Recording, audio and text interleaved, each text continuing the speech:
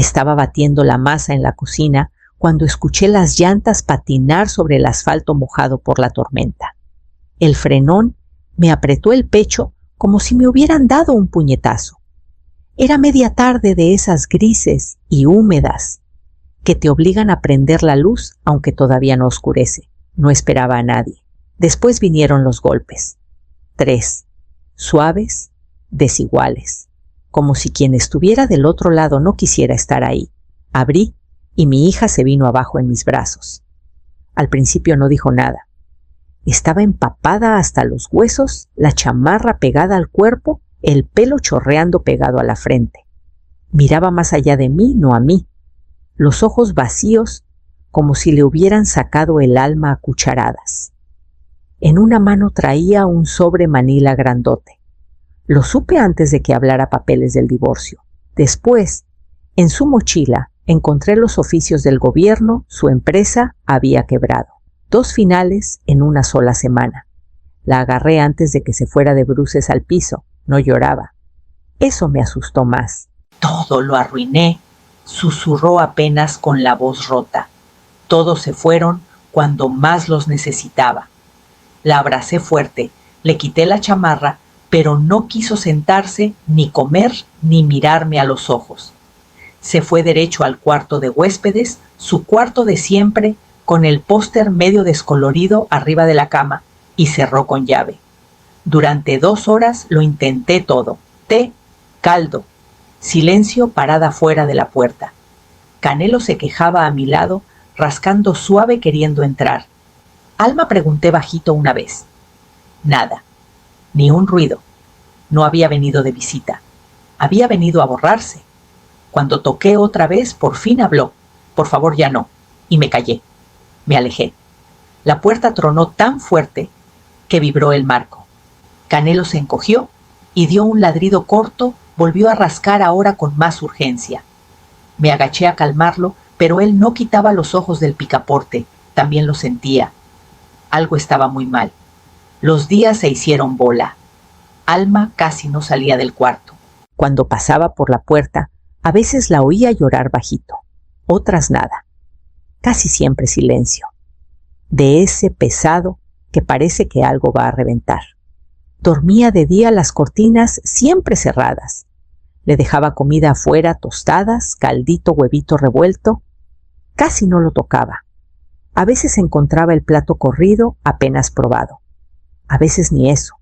Probé de todo: su té favorito, fotos del bachillerato, el suéter viejo lleno de hoyos que tanto usaba. Por las noches me sentaba afuera de su puerta y le hablaba como si el madera me dejara pasar la voz. No sabía si servía. Nunca contestaba. Canelo no se despegaba. Se echaba afuera de la puerta, tenso, alerta, levantando la cabeza a cada ruidito. Se quejaba cuando ella lloraba. No quería meterme, pero tampoco podía quedarme con la angustia. Llamé a su ex socio. La voz del otro lado sonó seca, sin ganas. Sí, la empresa se había hundido, pero ellos lo vieron venir desde hace meses. Armaron su plan B. En secreto, nuevos trabajos, todo listo. Sin decirle nada. Cuando a Alma le llegaron los papeles, los demás ya estaban bien lejos. Esa traición dolía, pero no era la más honda. Su marido, ya ex, la había dejado por otra. No reciente. Llevaba meses con la tipa antes de pedirle el divorcio. No le dije lo que averigüé. Esa noche me quedé afuera de su cuarto, la frente contra el marco, susurrándole su nombre al silencio. Después encontré en su mochila un montón de cartas, sin abrir, avisos de cobro, demandas, tarjetas de cumpleaños que nunca abrió. Canelo rascó otra vez inquieto. Y yo empecé a pensar que él sabía algo que yo no. Los 3 días siguientes fueron una angustia sin fin. Alma ya ni contestaba los golpes. Los vasos de agua que le dejaba se quedaban intactos.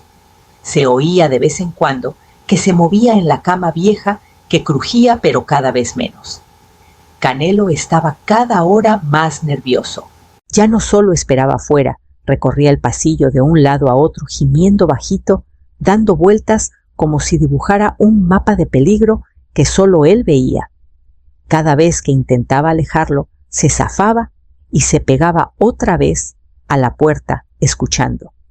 La tercera noche quise dormir un rato, pero Canelo no me dejó. Cada que me quedaba dormida, me empujaba el hombro con el hocico o me pateaba el brazo hasta que me sentaba. Caminaba de largo a largo de mi cuarto, las uñas tac, tac, tac, en la duela. No era él. Canelo siempre había sido tranquilo, dulce, firme. Esto era otra cosa, miedo, urgencia, advertencia. Justo antes del amanecer se quedó tieso, las orejas paradas, soltó un gruñido raro que nunca le había oído y salió corriendo por el pasillo, las uñas raspando, y se estrelló contra la puerta de Alma, rascando como loco, como si se fuera a romper las patas. Alma la casa se tragó mi grito. Entonces lo oí un golpe sordo lejano, pero clarito. Me temblaban tanto las manos que apenas pude agarrar la perilla. No giró. Me eché encima con el hombro y la madera cedió con un tronido. Estaba en el piso, el pelo desparramado en la cara, los ojos entreabiertos pero sin foco. A un lado, un frasco de pastillas, varias faltaban. Canelo ya estaba ahí, empujándole la barbilla, gimiendo cortito y desesperado. Me tiré de rodillas, le levanté la cabeza, marqué el 066 con dedos que no me obedecían. Los minutos antes de que llegaran los paramédicos fueron eternos. Cuando entraron, el cuarto se llenó de órdenes rápidas y movimiento. Uno de ellos me miró y dijo bajito, 10 minutos más, y la historia hubiera sido otra. Canelo no se movió hasta que la subieron a la ambulancia. Yo lo seguí sabiendo, que nada volvería a ser igual cuando regresáramos. La sala de urgencias estaba más fría de lo que esperaba. No frío de piel, frío de adentro. Las enfermeras iban y venían rápido, voz cortante, haciéndome preguntas que contestaba sin escucharme. Alergias, medicinas, antecedentes, estrés. Repetía datos como si fueran de la hija de alguien más. Alma estaba en esa camita angosta con el oxímetro brillando en el dedo. Blanca, como papel, los labios sin color. Parpadeaba lento, luchando por no dormirse, y cada vez que sus ojos se cruzaban conmigo, los desviaba.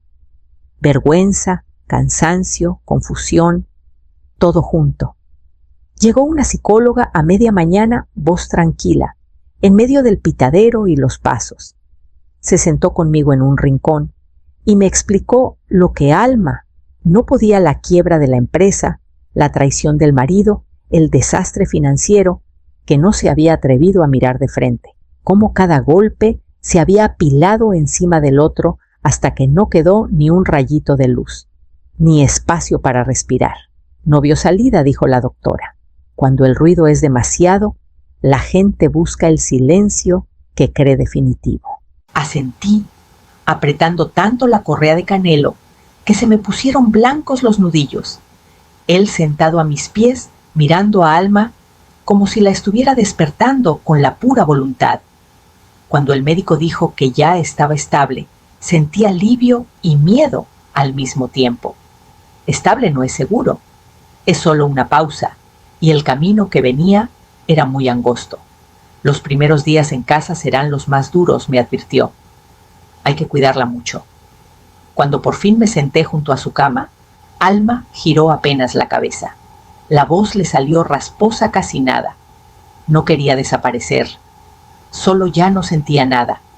Fue lo más honesto que había dicho en semanas. Canelo puso la cabeza en la orilla de la sábana. Ella lo miró un rato largo. Luego su mano se movió lenta, temblorosa, y se posó suave entre las orejas del perro. Ahí supe que traerla de vuelta a casa iba a necesitar más que cariño. Iba a necesitar ojos bien abiertos, paciencia y toda la fuerza que me quedara. No la dejé volver al cuarto de huéspedes. El día que salimos del hospital, vacié la sala. Doblé el silloncito, corrí la mesita, puse la colcha vieja en el sofá largo junto a las ventanas. Saqué las lámparas suaves del closet y las acomodé para que no quedaran rincones oscuros, sin esquinas, sin puertas con llave. Ella no dijo nada. Entró despacito, se hundió en el sofá y dejó caer la cabeza en el respaldo como si pesara demasiado. Le hice las comidas más sencillas: quesé caldito, arroz blanco, huevo cocido. Bajé el volumen, de todo la tele apagada, ventanas abiertas cuando paraba la lluvia. Cancelé todos los pedidos de la libreta de la panadería. Esa semana no habría pasteles, solo ella. No me dio las gracias, no hacía falta. Puse reglas suaves, nada estricto, solo estructura. Agua cada ratito, un caminadita a la cocina antes del mediodía, una plática por las noches, aunque fuera una sola palabra. La seguía de pura chiripa, como quien repite un libreto sin creérselo. Canelo no se despegaba de ella. Se acurrucaba junto a sus piernas cuando se echaba. Si se sobresaltaba dormida, le metía el hocico bajo la mano hasta que los dedos se calmaban. Cuando lloraba de noche, sollozos que intentaba esconder, se le echaba encima de los pies como ancla. A veces la miraba desde el pasillo. Se quedaba sentada en el sofá, dura como piedra, mirando la nada. Entonces Canelo levantaba la cabeza, se arrimaba más, le daba un empujoncito en el brazo. Y ella ya no se apartaba. Eso era nuevo. No hablaba más de una frase, pero que lo dejara quedarse, que le acariciara el pelo. Sin pensar. Me decía que algo empezaba a cambiar, aunque ella todavía no lo supiera. Una mañana, antes de que yo llegara a la cocina, la encontré ya sentada, abrazándose las rodillas, los ojos abiertos. Canelo a un lado, despierto también, mirándola, esperando. Apenas empezaba a clarear cuando lo vi hacerlo. Canelo se acercó a Alma, todavía acurrucada bajo la cobija en el sofá, y dejó caer su correa en sus piernas. No la empujó, no ladró. Se quedó sentado enfrente, quietecito, mirándola fijo, como quien pide algo muy grande. Ella miró la correa, luego a él. Los dedos quietos encima de la tela un buen rato. Al fin susurró: «No puedo». Canelo no se movió. Me miró un segundo, pero yo no dije nada. Me quedé en el marco de la cocina, las manos en la barra. Esto no me tocaba empujarlo. Volvió a mirarlo a él, luego a sus manos. Después de una eternidad, tiró la cobija y se sentó derecha. Le temblaron las piernas al pararse, pero se paró. Canelo se levantó con ella y se encaminó a la puerta, la cola moviéndose una sola vez como señal. Ese día llegaron hasta el portal. Nada más el portal. Se sentó en el escalón de arriba, rodillas al pecho, respirando como si el aire fuera nuevo. Al día siguiente, se levantó antes de que yo dijera nada. Canelo ya esperaba en la puerta, la correa en la boca. Llegaron hasta la banqueta, 15 pasos afuera, 15 de regreso. Día tras día fue creciendo. A finales de esa semana, llegaron al parque de las 2 cuadras. No se sentó en las bancas.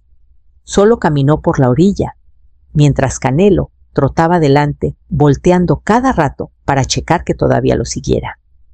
Cambió su forma de parar, despacito. Los hombros ya no se encogían tanto, respiraba sin atrancarse, empezó a ponerse tenis en vez de pantuflas, se recogía el pelo, miraba al frente en lugar de solo al suelo. El mundo no regresó de golpe, se abrió de a poquito. De a centímetros, no de kilómetros, y de a centímetros bastó. Una mañana abrí la puerta para llamarla a tomar té, y no solo caminaba. Reía apenas un poquito, mientras Canelo le daba vueltas y ladraba una vez victorioso. Empezó a pedir tostadas, no mucho, media rebanada, a veces con mantequilla. Pero era la primera vez en semanas que pedía algo. No hice ruido cuando lo dijo. Le llevé el plato. Le quité las orillas, como cuando era chiquita, y se lo puse en la mesa del patio. Comió despacito, mordidito a mordidito. Canelo echado debajo de su silla, la barba sobre su pie, como si temiera que se le fuera a volar si la soltaba. Por las tardes se ponía afuera aunque estuviera nublado. A veces no decía nada. A veces tarareaba suavecito sin ton ni son, como si ni cuenta se diera. Ya no le temblaban tanto las manos. Mantenía los ojos abiertos más tiempo. Ya no se sobresaltaba cuando yo entraba. Una tarde La vi estirar la mano, abrir el cajón y sacar la libreta café vieja, la que usaba para dibujar planes, presupuestos, ideas de proyectos. Estaba intacta desde que quebró la empresa. La sostuvo como si fuera de cristal, hojeó unas páginas, destapó un plumón y escribió algo en una esquina. Solo una palabra. No pregunté cuál. Esa misma tarde, sentados en el portal con las rodillas abrazadas, me miró y dijo bajito: «Perdón por asustarte. Fue tan de repente que me quedé muda un segundo. Crucé el portal, me senté junto a ella y le aparté el pelo de la mejilla. «Estás aquí», le dije. «Eso es lo que importa». No sonrió, pero los hombros se le aflojaron como si algo dentro se hubiera soltado al fin. No estaba curada, todavía no, pero empezaba a creer que tal vez el mundo, nuestro pedacito de mundo, podía volver a sostenerla.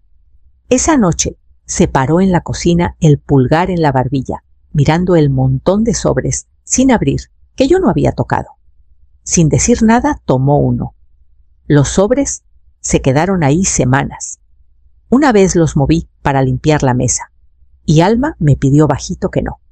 Así que no, se fue haciendo más fuerte en otras cosas. Caminaba más, me ayudaba a picar verdura. Hasta volvió a leer los libros de bolsillo con las orejas dobladas que guardo en la canasta. Pero el montón de papeles, los pedazos de su vida deshecha, seguían donde los dejamos. Hasta una noche después de cenar, recogió los platos y dijo: «¿Me acompañas un rato?». La seguí a la mesa del comedor. Puso las carpetas entre nosotras. No me miró cuando abrió la primera. Empezó a leer. Eran los papeles del divorcio. Pasaba cada hoja despacio, los ojos sobre las firmas, las fechas. Se detuvo. Vi que apretaba el pulgar en el margen. Presentó la demanda 3 meses antes de decírmelo, murmuró. Ya vivía con ella. No la interrumpí. Me quedé quieta.